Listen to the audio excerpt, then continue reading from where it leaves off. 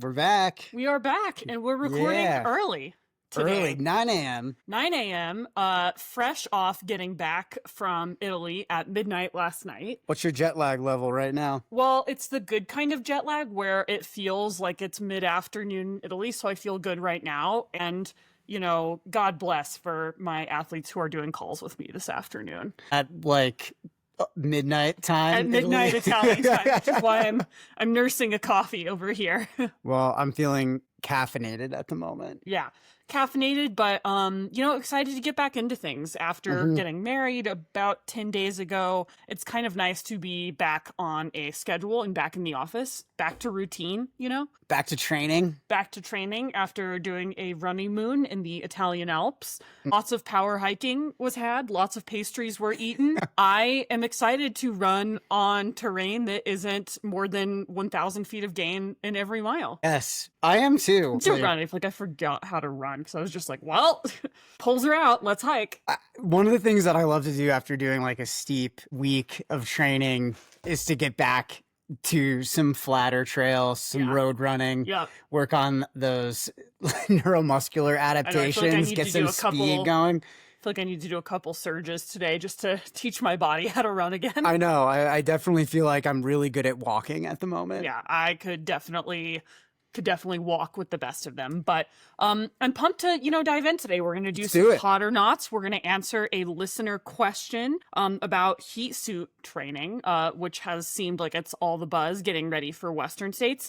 And then we're going to spend the bulk of today's episode talking about the science of altitude, how to prepare for altitude races high up, especially if you're someone who doesn't live at altitude. So I'm excited to talk about this. It's kind of a companion podcast to our heat training episode from a couple weeks ago. So thanks everyone for continuing to send in those hot or not topics and those listener questions. If you have a hot or not idea or a question that you want us to answer on the podcast, email us at microcosmcoaching@gmail.com. And a quick heads up before we dive in, we have just a few open spots on the Microcosm coaching roster right now. I have 2 spots open. I think you have 1 or 2. I have one spot coveted. And our other coaches have spots as well. So if you've been thinking about working with a coach, I think right now is a really great time to check it out. And you can book a totally free 30-minute consultation just to get to know us, ask questions, or just get matched with a coach who's maybe a better fit for your goals and vibe. No pressure, no strings attached. We always really intentionally vet my athletes to see if they're a culture match for our team. It's sort of a interview going both ways, right? Because it is a huge commitment for everyone. So I think this is just a really great way to sort of check us out, see who might be a good fit for you. So head to microcosm-coaching.com and hit the book a free consult button to get started. We'd be really stoked to meet you. And if you have any additional questions for us, like I said, shoot us an email or just comment on YouTube or on the Spotify. Yeah, guys, we love hearing from you. Yeah. Super fun. And rate and review, Yes, give us please. a thumbs up on YouTube. Leave us a comment wherever you listen to the podcast. It really does help us reach more people. I think we have gotten 1 additional review since 2023. Yeah, shout out to that person. Awesome. So let's dive right in. So our first hot or not question is pre-workout mix. Do you use pre-workout mix? Oh, like a electrolyte or a caffeine and electrolyte or a protein carbohydrate. You should really not be doing protein pre-workout. If you're buying a pre-workout mix that has protein in it, stop doing that immediately. That is just an expensive stomach ache you are purchasing. Oh gosh. You know what? I've dabbled a little bit, so N of 1 here. I don't actually recommend this necessarily to any athletes. But I have dabbled. I don't like the BCAAs from Gnarly. I think they do a pre-workout. I tried that for a while. Something in there makes my skin irritated. I think there's like a vitamin B in there that causes like skin irritation for me. And I've actually heard of this happening with a couple other athletes. I don't know. So I stopped using that stuff. I also don't like to take too much and there's caffeine. I don't like to take too much caffeine right before a run. I prefer maybe 75 minutes to 2 hours before, so that like initial, I'm a fast caffeine responder. Right. So I get like an initial lift off, which I'm experiencing right now thanks to that double espresso before the call. And like I need to come down to earth a little bit before starting a workout in order to make sure that my RPE is correct and I'm hitting the underlying kind of intentions behind the training that I'm doing. So I kind of avoid this stuff. What I do before my workouts and before my long runs is I will do scratch high carb.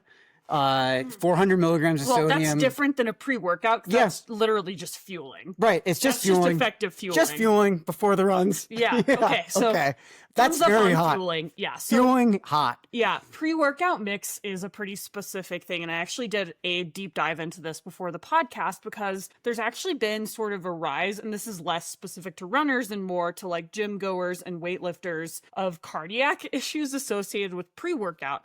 Perfect. And there's even something called dry scooping where people will just like without mixing it into water, just take the powder.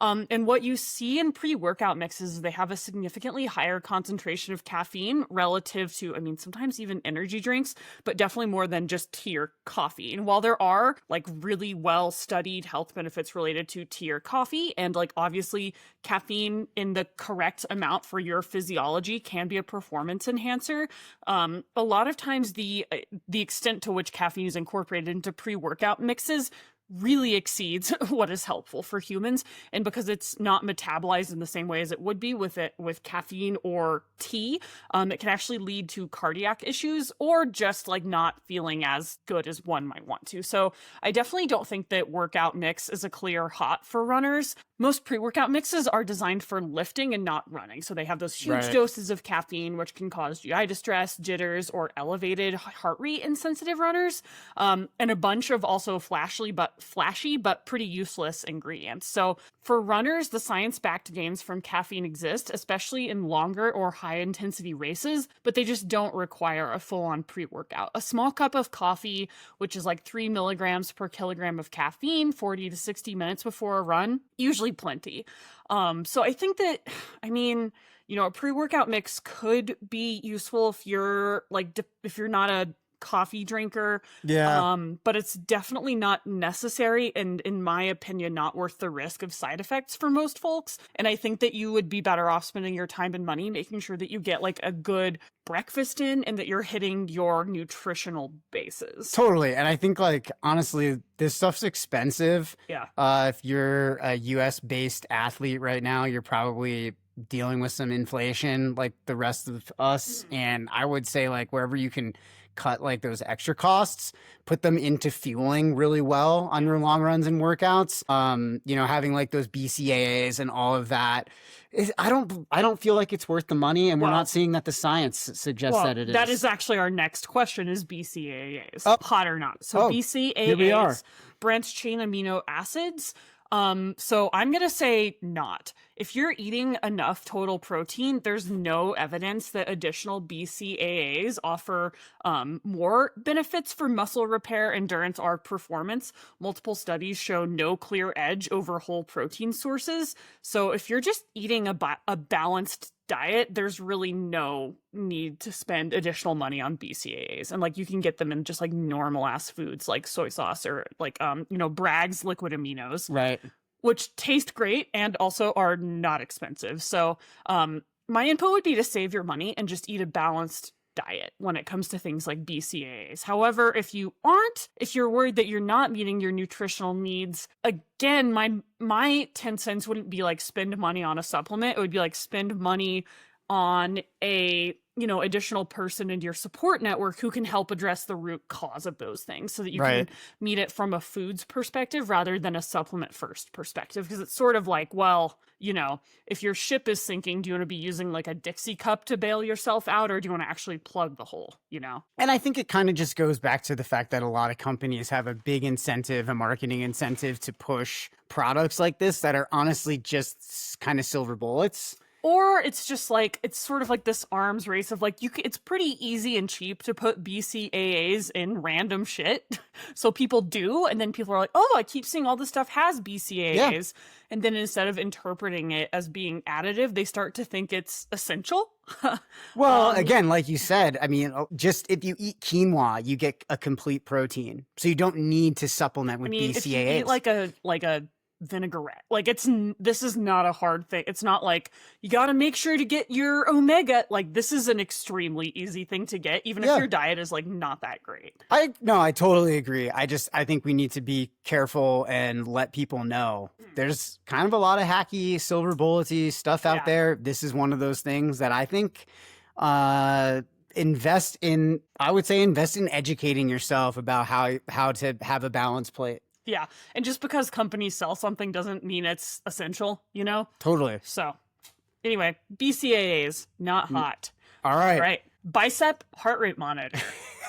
I'm just going to go out and say not hot. Why is that? I don't really think that athletes need to use heart rate monitors. Actively try to inform my athletes of the side effects and the things that effects from heart rate training or from using from heart rate training. I don't think it really matters whether you're using a chest strap, you're using the new bicep HR monitors or wrist. HR just isn't always a very good metric for effort, and the best heart rate monitor is between your ears. That's the thing that's going to help you navigate jet lag. It's going to help you navigate new terrain differences, steep runs versus flat runs, racing in the heat versus racing in the rain. HR is impacted by a number of different variables. And I think that, it's just another like added on product that distracts athletes from really building awareness. Yeah, I'm going to offer a slightly different perspective, and I'm going to say cautiously hot. I use a bicep heart rate monitor because I get chafed when I wear the chest straps. So in terms of like our hierarchy of heart rate accuracy, when it comes to in terms of measuring effort, your RPE, or relative perceived effort, that's the gold standard.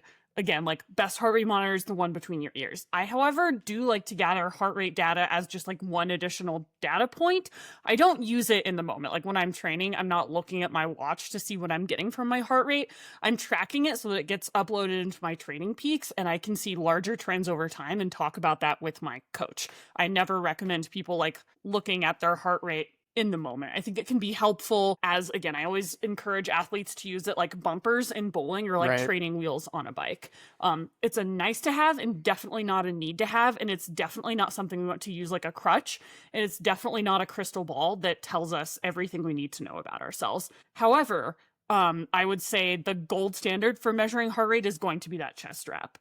They are extremely accurate. There's like the women's specific ones you can like clip onto a sports bra, or the ones that like for men you just like clip around yourself. And those are going to be the most accurate. The second most accurate are these bicep ones, which are pretty nice. And again, like the way that I'm using it, which is to track trends over time, more than sufficient in terms of that level of accuracy. The built-in wrist heart rate monitors that come in watches nowadays are more accurate than they used to be, but again, are in like, this is what I'm seeing in the research, just not accurate enough to use. Like if you don't, like I would say if you want to use heart rate, get yourself a strap of some kind or turn it off on your watch, because the ones that watches are giving are not accurate enough to be usable at this moment. Maybe one day they'll get there, but they're not actually measuring your heart rate. They're measuring how much blood goes past your wrist at any given moment. So your wrist is pretty far from your heart, and then that number also gets fed through an algorithm that we aren't allowed to assess. So that I think is pretty problematic and is one of the reasons I just say, like,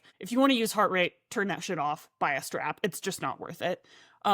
So I think that the arm strap can be really great for runners who want solid heart rate data but don't love the chest strap. But again, this is a nice to have, not a need to have. And the goal is to use it in a way that helps build awareness. Like, I never want athletes to be like, oh, like running up a hill and then look at their watch and have like heart rate is not actionable data in the moment. PE is actionable data in the moment. Like, oh, I'm noticing I'm running too hard. Like, I notice I'm hitting that 8 out of 10 on the RPE scale. I need to dial it back. I don't want you to see like, oh, I hit 174 beats a minute. Now I need to dial it back. It's like, well, I mean, let's say you adjusted, like you had an extra espresso, or you took some Adderall, or you missed your Adderall, or you're at a different phase in your menstrual cycle. All of those things might impact heart rate without meaningfully impacting effort. So that's why we always come back to the fact that effort is a much more meaningful data point than heart rate. And I'm just like, I think this is like one of the number one things we bang on about in our coaching.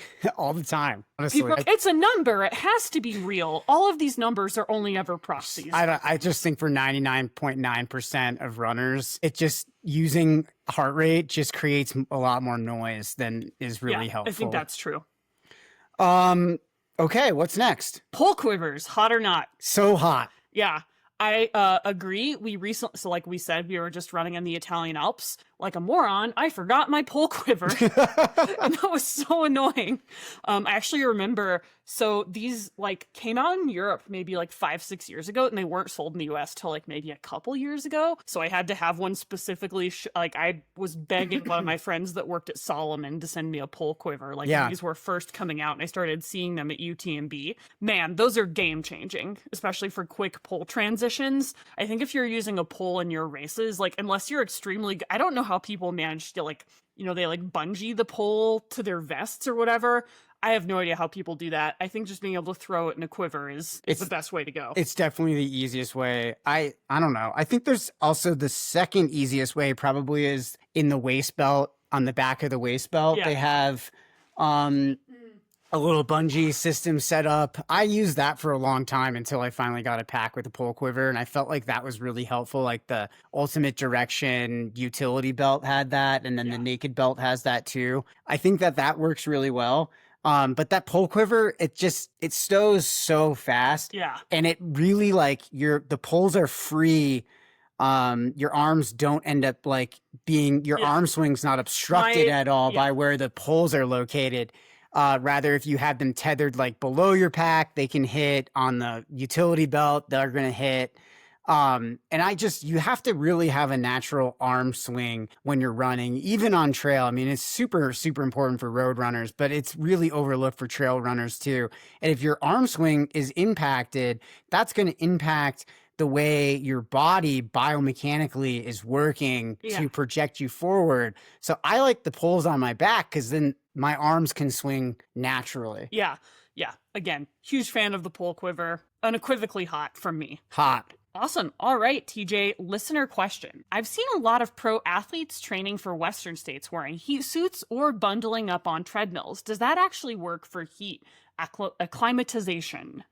Man, this has been insane because I've seen some hilarious videos on YouTube about this. Just people joking around about specific heat suits, wearing like animal costumes while they're riding bikes. Specifically of Tim Cannon, who has been making parody videos of Western States training using an inflatable Olaf the Snowman suit on a bike. It's just so funny. Highly recommend checking out Tim Cannon. We heart you. So funny stuff. What's the methodology behind this? Overdressing is essentially like, or wearing a heat suit is a way to kind of simulate hot conditions.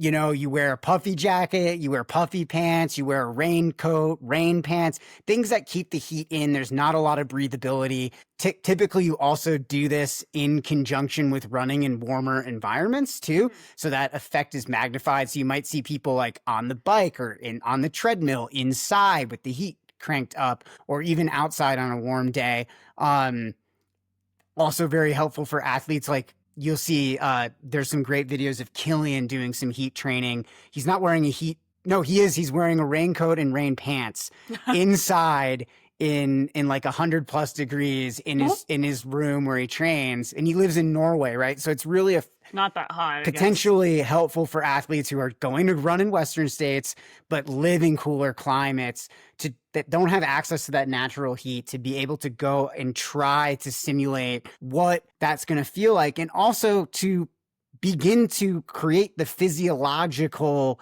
adaptations inside to adapt to the heat. So let's talk what a little science bit about, do we have behind this? So the key driver of heat acclimation is the sustained elevation of your core temperature. So that's ideally going to be greater than 38.5 degrees Celsius or even over 101 degrees Fahrenheit for 30 to 90 minutes across 5 to 10 days. Again, go back and see our heat acclimation episode. So there was a 2016 study by Zuralou et al., Patterson et al. In 2004, and by McIntyre et al. In 2022 that show that exercising in heat or using passive heat methods like post-exercise sauna or hot baths, so the difference being active heat acclimation would be something like, elevating your core temperature with overdressing and then running in heat, or just running in heat. And passive is going to be like that hot water immersion, hot tubs, hot baths, or the sauna afterwards. Right. And that can lead to increased plasma volume, earlier onset of sweating, which is a positive adaptation we want. That means your body's becoming more efficient at cooling,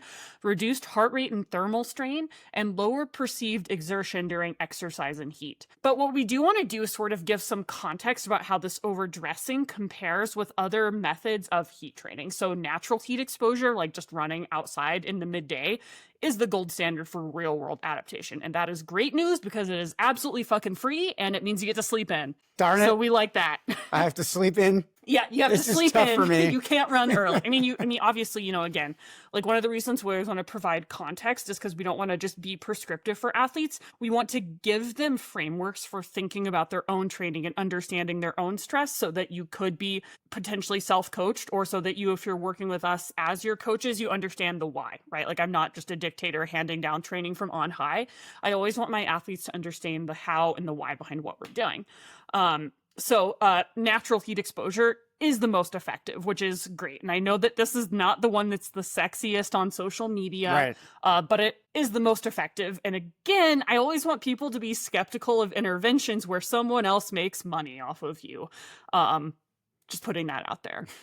Post-exercise sauna or hot bath. That's also highly effective, especially for that plasma volume expansion with lower muscular stress. So again, like running outside in the heat does require running. So, again, like all of these things are additional training stress, training stimulus, and have to be taken into the larger context of your training. And as a risk-benefit analysis of like, well, what outcomes am I trying to get with this intervention, and how important are those relative to other outcomes? Because we can't always be maximizing everything all the time. So again, depending on your bandwidth, ability to withstand stress, recover, all of this is sort of going to operate on a risk-benefit sliding scale. Totally. And I think that's where heat suit and overdressing really comes in, because according to the research, heat suits and overdressing is really the most like moderately effective technique to use. Yeah. And the results vary a lot depending on humidity, the intensity of your training, the clothing and material you're using, and the duration of that training. It really, really relies on consistency. You still have to have that 7 to 10 days of consistent activity to get and to get your core temp high enough over those 7 to 10 days to elicit those adaptations. Rather, if you do a hot bath or a post-exercise hot bath or sauna routine, you get the majority of the adaptations in the first 3 to 4 days of consecutive post-exercise heat exposure. So that's a lot less time in hot conditions than using a heat suit. Clearly, that's more efficient. It's also less reliable and harder to control than the sauna and hot bath, because like you go in your sauna, it's set to 180 degrees or 200 degrees. You go in your hot bath and, it's 104, the hot tub, or your hot bath is 104. And so you can maintain those variables and you can control for them. So each time the session is a similar stress.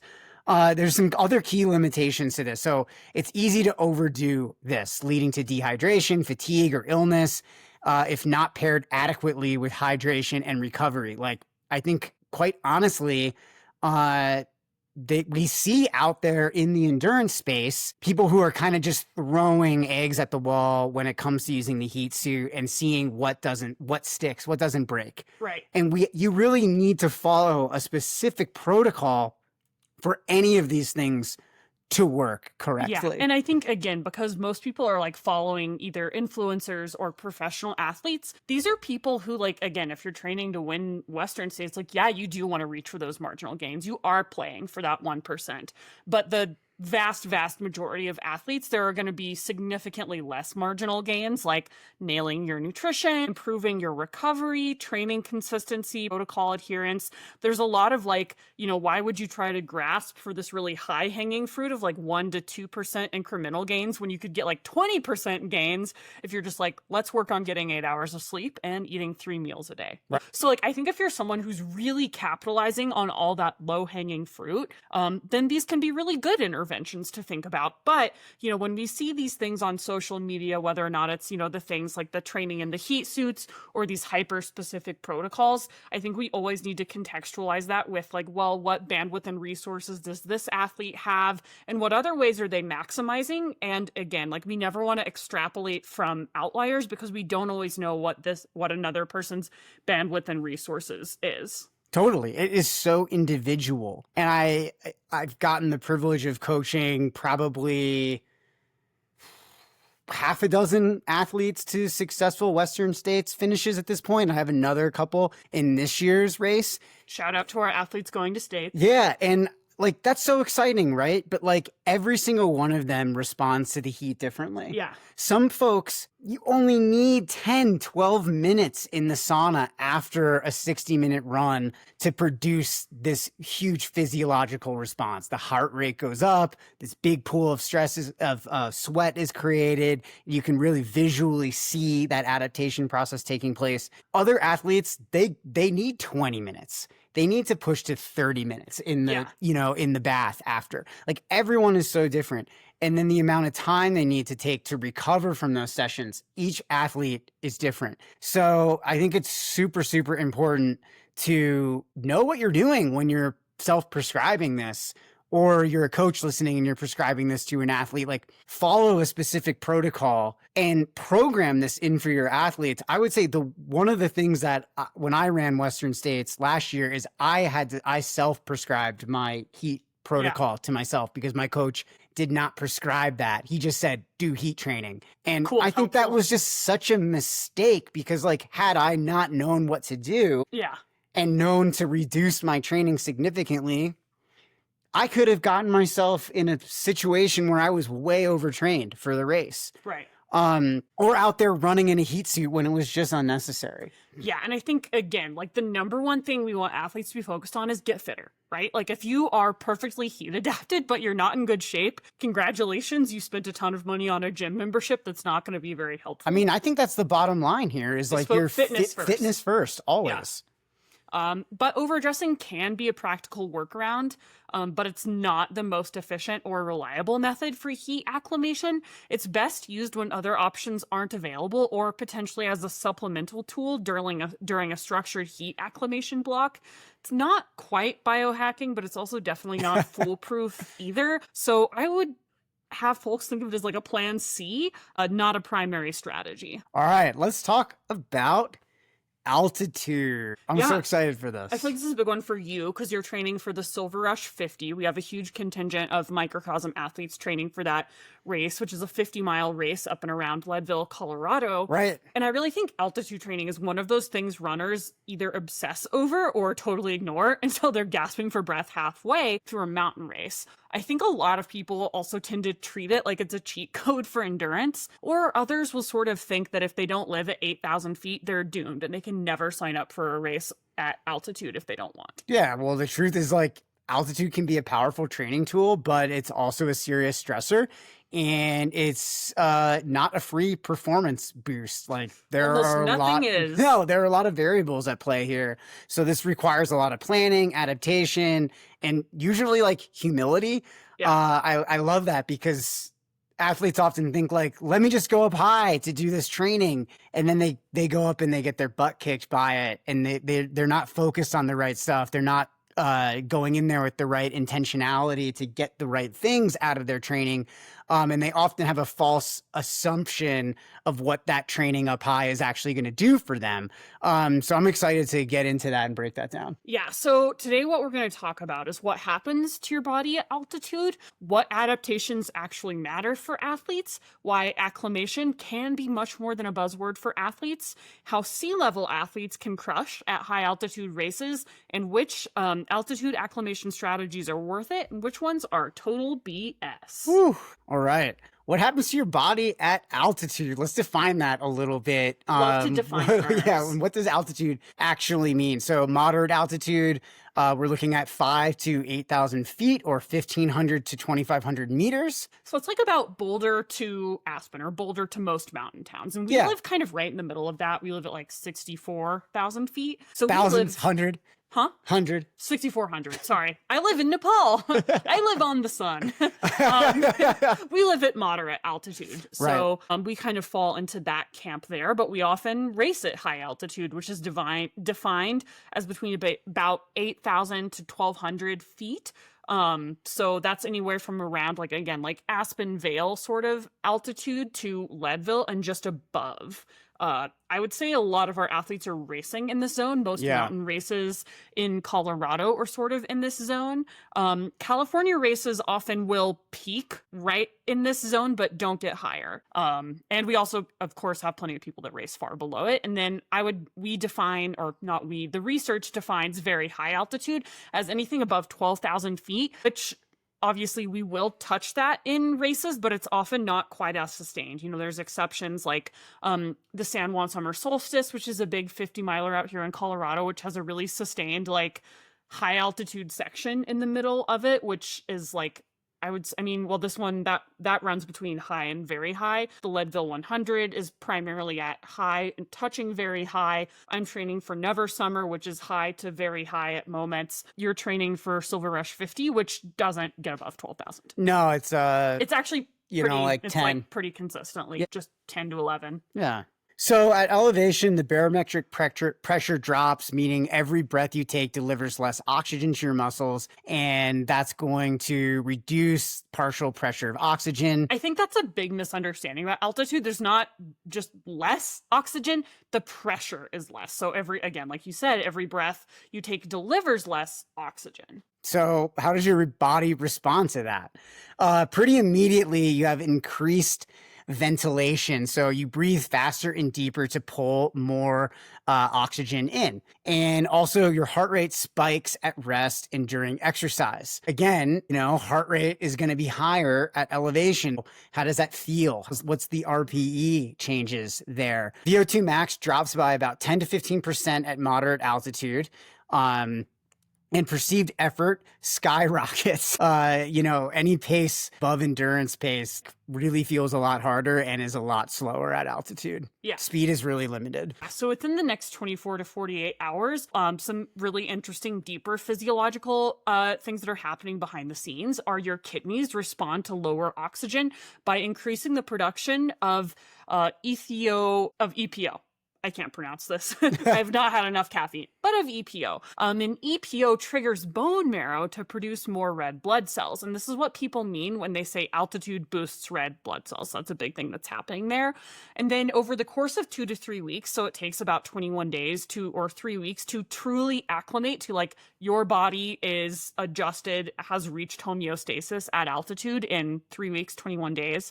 And you're going to see an increase in total hemoglobin mass, which improves oxygen carrying capacity in your blood, and also possible increases in capillary density, mitochondrial biogenesis, and buffering capacity, especially with aerobic training layered in. And there's actually been some really interesting studies looking at the proliferation of athletes who were born after being gestated at moderate to high altitude. Like disproportionately, a lot of professional marathoners were gestated, like were in their parents, like the 9 months that you're in your parent at altitude, because when you're younger, you're just going to be more likely to like have like better, like more blood vessels on your lungs in ways that might make you more predisposed to be a professional marathoner. And if you wanted to give birth to a professional marathoner, I would look at Zillow for Boulder or Flagstaff immediately.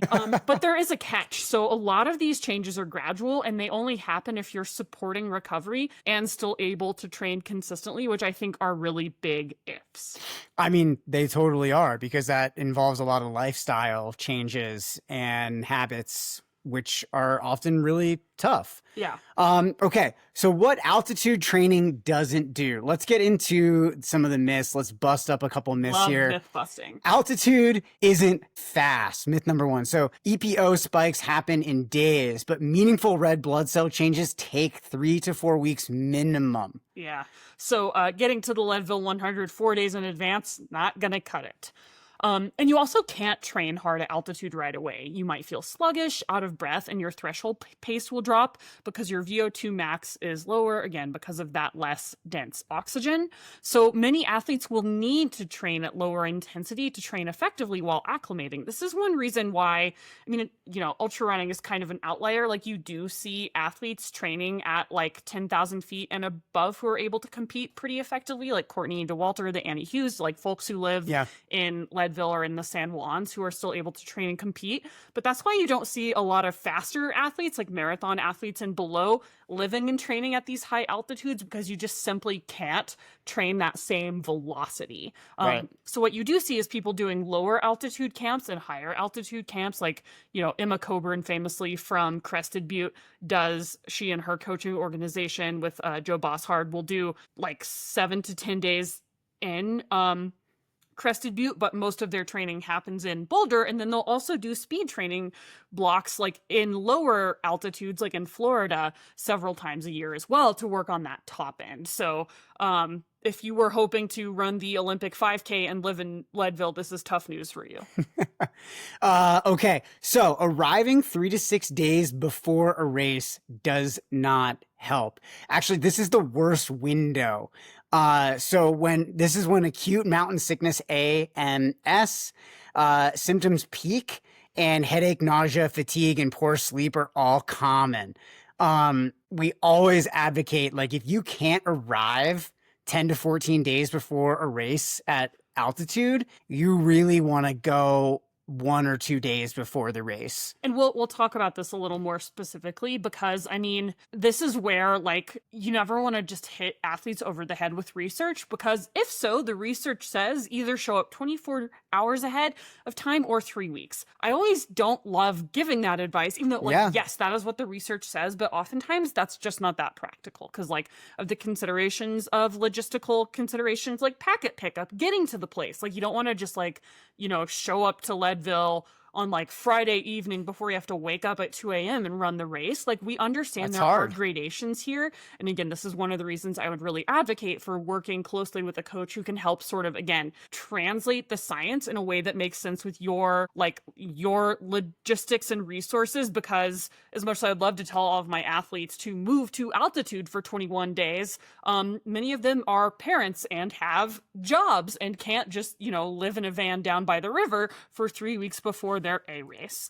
And I think it's important to acknowledge that you also can't fake altitude training with things like breath holding training or hypoxic masks. Some of these things you might see on social media. So most simulated altitude method, like masks or holding your breath, just don't produce the physiological adaptations unless you're using a regulated altitude chamber or tent that mimics low oxygen environments for extended times. And we don't recommend altitude tents for our athletes, because that really falls into the camp of like marginal gains. Also so expensive. So expensive, and you don't get to snuggle unless you are like non-consensually subjugating your partner to altitude training, in which case, good luck with that one. All right, now that I've been married for 10 days, I'm an expert. But let's talk a little bit about how to train for higher altitude races if you live at sea level. Yeah, I think Leadville is a great race to look at as like a kind of a case study in this, because most of the athletes who run Leadville actually live at sea level. Yes. They don't live at moderate elevations like we do. They don't live in Colorado. They're coming up from Texas. They're coming from Florida. I've coached athletes from Florida who have run Leadville. Like people come from far and wide to run this race, and that can be pretty problematic. So how do you train for that when you don't live in those environments? Well, best case scenario is you arrive 2 to 3 weeks before the race, ideally 3 weeks. The further out, the better, to really make sure you get those adaptations and you actually can acclimate to the elevation. Train at low to moderate intensities for the first 5 to 7 days that you're at altitude. Focus on aerobic base work, a lot of easy efforts, long time on feet. Avoid workouts like that are faster than threshold until your heart rate normalizes. Track HRV and resting heart rate to see, you know, where you're at, how your body is responding, how the nervous system, autonomic nervous system is responding to those stresses. More realistically, we want to arrive like 24 hours before a race, 48 hours. Again, this is following the research without individuating on the level that we as coaches do with our clients. Yeah, totally. And I think this is helpful for athletes who are self-coaching. We have a number of people in the foothills part of our coaching community who come on to our community calls and talk with our coaches about strategies like this for Leadville and things like that. They're coming up from Texas and other places to try to race. And honestly, if you can't come 3 weeks before, come the day before the race, 2 days before the race, like max. And this is going to help you avoid acute illness window that we mentioned earlier.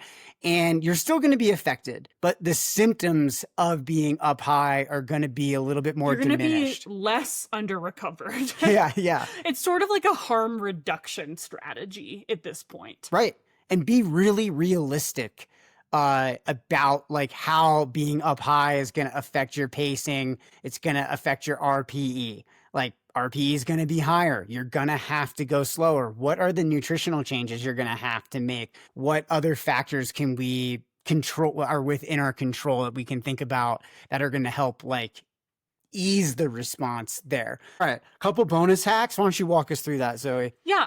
So, you know, I think some like sort of like some actual practical recommendations for, again, like I would, you know, hack is maybe not quite the right word, but ways to minimize harm or harm reduction strategies. Your body, and I think number one, increase carbs, more pizza. Your body utilizes more carbohydrates at altitude, but your appetite will often decrease. So you might want to increase your carb intake about 10% relative to sea level. So prioritize simple digestible sources. Liquid calories can work really well, particularly if your appetite is impacted from travel and moving to altitude. I like the Italian diet, just a box of pasta a day. Yep. For 2 days leading up to your race in a big way.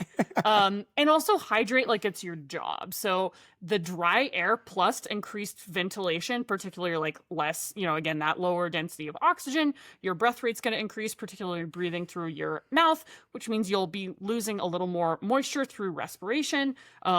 Twice the respiratory water loss. So again, like drink to thirst, especially in the first few days, but maybe think about slightly increasing that that amount of water intake and increasing that electrolyte intake as well. So let's talk about this like gray zone window and how to mitigate this and practical considerations of arriving 2 to 5 days before a race at altitude. So this isn't ideal. I would say it actually a lot of times can be like the worst case scenario for altitude adaptation, because you're far enough into the exposure that altitude symptoms like fatigue, headaches, poor sleep, and dehydration might peak, but you haven't actually been at altitude long enough for any real physiological adaptations to kick in. So it's like you get all the downsides with none of the adaptation. Research shows that symptoms of acute mountain sickness often show up between the 6 to 72 hours after arrival, which for a lot of folks in this window might be when they're racing. But again, because a lot of folks have lives and jobs and families, moving to wherever their race is 21 days before that window just it doesn't make sense. And like as a coach, it doesn't feel good to just say, well, sorry guys, don't race at altitude. So a lot of athletes do fall into that window. Work and life constraints often mean that people can't arrive 2+ weeks early, but getting there the day before can feel pretty risky logistically when you factor in things like drop bags, finding the Airbnb, renting a car, driving to wherever you need to go, getting everything ready. So many do still default to that 2 to 5 day window without realizing it can still increase the chance of feeling flat, foggy, or fatigued on race day. So if you have to arrive 2 to 5 days early, let's talk about how to minimize that downside. Hydration. Yeah. Obviously, we just touched on that, increasing your hydration and your electrolytes, that water loss through respiration, and also like you're going to go to the bathroom more at altitude. So you're going to need to replace those fluids. Really, really important. Also add electrolytes to help maintain your plasma volume. Keep effort low in your training for those first 48 hours. If you're out doing a couple shakeout runs, you're getting the legs ready for the race day, trying not to like end up flat, maintaining that muscle tension, go very, very easy. Don't do that thing where you get excited that you're coming to Colorado from Florida or Texas, and before your big A race say, while we're here, let's do some family 14ers. The amount of times I've seen people do this, not good. Don't do that. Yeah. No big adventure race, no hard shakeouts. Really prioritize adaptation and recovery. Compression and mobility during travel are also going to be really helpful. So long flights and drives cause a lot of inflammation, cause swelling. More frequently, it's just important to wear compression socks and walk around often. Get up out of your seat if you're flying cross country, move around, do some stretching. Move around the airport, all of that, take breaks from the drive out, just keep your body moving because that's going to really, really help. Like you don't want to show up to the race really swollen, especially with your lower legs and your feet. Yeah. Sleep strategy is also really, really important here. So considering some melatonin or magnesium if you're having trouble sleeping, which is very common side effect of altitude. People like often feel restless. They have crazy dreams. And I would keep caffeine intake to really moderate levels. Like definitely you don't want to change too much up from your normal routines before a race. Don't change things up, just be mindful. Right, but you don't want to overconsume. I think sometimes like with travel, we get tired, so we, hit that late day coffee, and that could also impact your sleep. So just be really mindful of that. And I would not drink any alcohol at all. Yeah, that's really going to worsen altitude symptoms and dehydration. And if you're going into a race anyway, that's definitely not a place where we want to be hitting the beer too hard anyway. Sorry, bros. Those hot tub beers the night before Leadville 100. Not Terrible a good idea. Not a good idea. Also think about how to normalize your routine. So eat meals on your destination's time zone. Try to get outside in natural light to help reset that circadian rhythm. And let's talk about some practical ways for athletes who live at sea level to train for altitude. Yeah, we buried the lead a little bit on this one. We talked about how to get ready for the race. Now here's how to back up and integrate some of these takeaways into your training. So point number one here, build your aerobic strength. Long, easy endurance runs, that zone 2 work is really going to be the key for this. Back-to-back long runs are also going to be really helpful for just understanding how your body responds to stress and under fatigue. And also especially how your GI system is going to respond to the stress and the fatigue. Yep. That's a way in which we can kind of simulate some of the responses you might get at altitude. Big weeks with really smart recovery are just huge. How are you developing your the stress in your plan? Yeah. Recovery and really hard days. How are you constructing that in a way where you can get those big back-to-back runs in, get the recovery you need, and then go and repeat that process? Yeah. Again, fitness first. The best way to race at altitude is to be as fit as you possibly can. A lot of altitude training, icing on the cake. But if you're perfectly adapted to altitude, but not great shape, hypothetically, that's not going to be very helpful. Also practicing hiking those steep grades. A lot of folks like training in Texas, Florida, sea level folks, flatlanders getting ready for mountain races. Make sure that you're being intentional, particularly on those long runs, about integrating race analogous terrain as much as you can. Simulate race effort on inclines. Use poles if the race allows them. Make sure the first time you're using poles isn't on race day. Yeah, and I think a good something helpful here for athletes is just using the treadmill. You know, you could even combine treadmill incline into your long runs in conjunction to running outside. So you run outside for 60 minutes, then you do a series of climbs on the treadmill, then you finish up with another 60 minutes outside. Poles on the treadmill. Yeah, do it. If that's the only way you can practice with your poles, I've had athletes do this. Yep. It helps. It's not exactly the same, but it really helps. Get creative. I think it really helps to have a coach working with you on this. I really love to get like into the nuts and bolts on like specific climbs and race segments with athletes who live in flat areas and want to mimic that on the treadmill. You know, one of those things is you can look at like how long, Leadville, great example. How long do I think it will take me to get to the top of Hope Pass? Okay, that's a 90-minute climb. Great. Set your treadmill to 12 to 15. Congratulations, you're also going to win Leadville. I mean, doesn't it take 90 minutes? I think it took me about 90 minutes to get to the top. Yeah, that's a Maybe pretty less. aggressive time. That's an aggressive time. Okay, 2 hours. Yeah. Set your treadmill for 2 hours at 15% grade and hike for 2 hours straight. And like literally, like that's the kind of specificity you have to do at sea level if you want to be ready for those things. I think that the Hope Pass back and out and back took me like 5 hours and change. Well, that one section, once you get down that out all the way around to the 50-mile turnaround, that is freaking long. That section sucks. It's long. It's very long. Oh, God, all of that I hate is to that say, section. totally normal if Hope Pass takes you more than 90 minutes. Yeah, sorry, I'm just spitballing here. Right. If it takes you 30 minutes to get to the top of Hope Pass. Thanks for listening, David Roche, is what I have to say. Plan your travel wisely. If you can't arrive early, aim to get as close to the race start as is possible and feasible, but do try to avoid strenuous travel the day before race day. So let's do a little bit of hot or not altitude edition. Okay. Hypoxic masks, not. This is not actually altitude. It just makes breathing harder without the oxygen stress.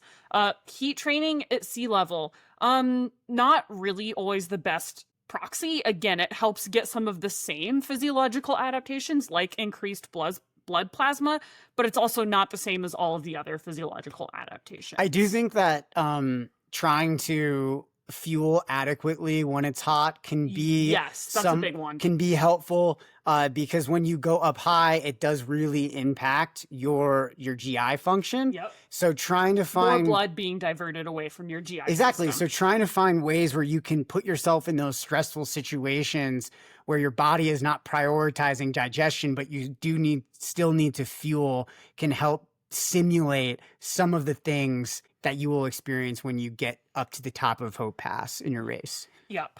So acclimating by arriving 4 to 5 days early, I'm going to say not hot. That's kind of the worst time. Hot, hydration, and carbs. I think that's one of the more underrated prep tools. Yeah. That's a great way to minimize the downsides of coming to altitude. And that is one of the reasons, like when we have athletes who like maybe live in Colorado, but are like live like in Boulder or live at moderate altitude and are racing at high altitude, I always encourage doing your long runs at high altitude when you can. Again, we're not really getting those specific physiological adaptations, but what it does help us do is learn how to pace and moderate effort and how to fuel at altitude. And that is extremely helpful. The only real way you can adapt is arriving 2 to 3 weeks early. So that's super hot. If you can do that, freaking do it. If you're one of those people who has that flexibility, works remote, maybe financially that's not a barrier for you, do that. Do that thing. That will really help you. Yes. Altitude tents, what do you think? Hot or not? They can be effective, but they're extremely expensive. And I really think that falls into the camp of a marginal gain. I don't recommend it for athletes because 99% of the time there are other gains we can be focused on. And I do think that's going to take away significantly from the training that they're doing and just too. like living life like a normal person, you know? It's a lot of stress Like, during a taper period. Yes. And if you are like, your nutrition is perfect and dialed, your sleep is perfect and dialed, you have not missed a training session, a training session in 12 weeks, your recovery is on point, you're managing all of your work stress, kids, not a problem, spouse, not a problem. Like, you, like, down to the gram, are meeting your carb needs, your protein needs, you're meditating, you're in therapy, you are a therapist, you run the game. Yeah, girl, get an altitude tent. And then also email me, because I have so many questions about how you've managed to meet these lifestyle needs for yourself. So practical takeaways: altitude doesn't make you faster, but you know what? It does make you train differently. And that's really, really important. I think if you are one of those athletes who's coming up to elevation in your training, you're working with the coach, maybe you're self-coaching, you want to do a little weekend up on the Leadville course, you live down over in Texas or something. Awesome. Very, very helpful. Yes. But remember, slow those runs down. Get those carbs in. Yeah. A lot of extra hydration. Understand that, like, going up there is not going to help you acclimate and be prepared in that way for the race physiologically, but it will help you to understand how your body responds to being up high, which can give you clues into, like, what fueling adjustments you need to make, what effort level adjustments you need to make. How do you expect to feel when you're going up Hope Pass? Those are very important takeaways. But you do need that time to adapt. So you can't fake that. Yeah. But you can plan for it. Yes. So sea-level athletes can still succeed and have good experience at high and moderate altitude races by building a huge aerobic base. Again, fitness first. Fuck the marginal gains, become the best athlete possible, and then let's work on putting those sprinkles on top. Get your Orloff heat suit. Yep. Prioritize recovery, carbs, and hydration, and really work on those logistics for your race to avoid the AMS window and make that pre-race window as effective as possible and manage those risks as efficiently as you can. Oh my gosh. I can't wait to apply these principles to... How are you going to apply them for Silver Rush? Well, I was already thinking that tomorrow I would head on out to Leadville for about the next 3 weeks, because that's when the race is. I'm going to drop everything. I'm just going to take the next 3 weeks all in on off. Silver. No, I'm going to arrive the day before. And if I can, I'm going to minimize my work obligations the day before. That's to be seen, because we just did take some time off for the honeymoon. But I'm gonna minimize what I can. Yep. I'm gonna eat a lot of carbs. Yep. I'm gonna hydrate really well. Love it. I'm gonna do a few runs up higher so I know how my body responds. Yeah. I'm not gonna overemphasize that because it is extra stress, and I'm just gonna get as fit as possible. I'm going to share a little context around Leadville for me that I think might be helpful for people, and it's more of an emotional story than a physiological story, and it's an N of one, and this isn't a story that I coach from, but again, I'm sharing it in case it adds emotional context that people find helpful. But, last year going into Leadville, I had a lot of like work stress going on. Yeah. I was working on this big story for the New York Times that was taking up a lot of my time, and I hadn't intended to spend more time in Leadville that I just didn't get to because my life was really stressful, and also because, like, let's be real, I'm a coach and an environmental journalist. I don't have endless coffers to like bankroll like getting an Airbnb in Leadville. No, I would love to. We talked about Leadville. it. We said talked that's about not it, gonna and we were be- like, that's not not cards for for us us. financially. And I got a little in my head before the race because I saw there were so many other professional women who did that, who moved to Leadville, who were living in the van, who had like the perfect, like, spent 3 weeks or more, spent the whole summer at altitude, or like even male pros. Like, I felt like everyone I was racing against had done that. And I went into the race being like, man, like, fuck, I didn't do that. Right.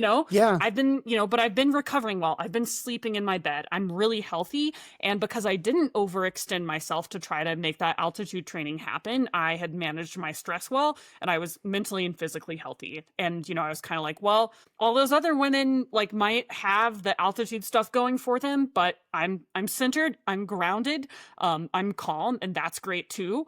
And I ended up getting second. So that is one piece of context. I think what it like, says... it's not essential. I just think what it says is you need to find you're enough in training as an athlete for the goals that you have in the races that you want to do.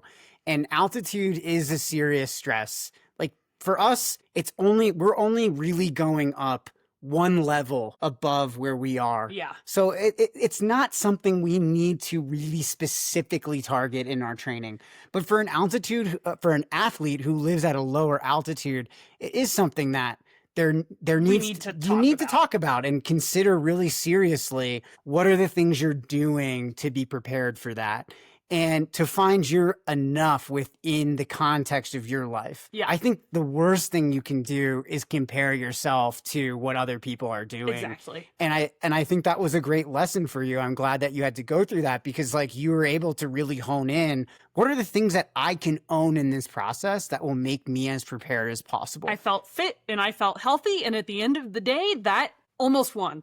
Yeah. So like, that's really the big thing, is like, what big percentages can you hit consistently over and over again in the process to get ready for your race? So it's like, whether you live in a mountain town or at sea level or altitude or anywhere else, you know, this isn't something you need to fear. It's just something you need to plan for and be mindful of and have a long-term plan for. It doesn't need to be perfect. You don't need to be in the van down by the river in Leadville. You don't need to live at the top of Hope Pass for 3 weeks to run well at Leadville or any other race at altitude. Don't.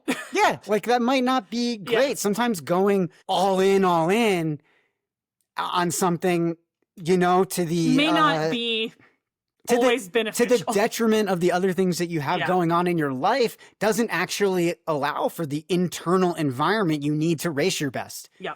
This is a really complicated process physiologically and psychologically. So I do think your story, you know, is really helpful for athletes to hear. You can be very successful and come from many different backgrounds and locations. Person with a job. Yeah. You know, again, it's not about having the perfect situation. It's about doing the best you can with the tools you have.